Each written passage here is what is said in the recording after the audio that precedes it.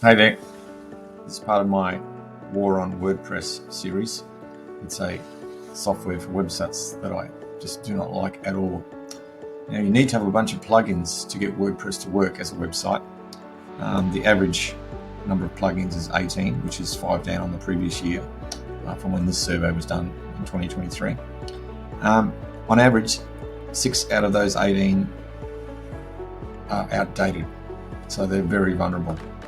Now, WordPress has the most websites in the world, about 800 million of them, and millions of those get hacked every year. In fact, it's 1 in 25 websites. So these are the most vulnerable plugins.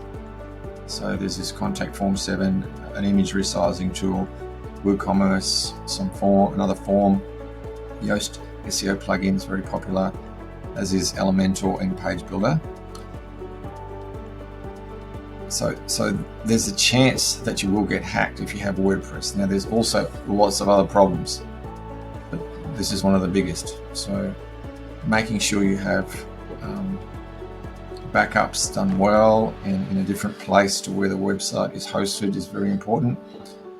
But more importantly, probably than that, is have a chat to us about moving to some licensed software that doesn't have any of these problems, that doesn't have plugins.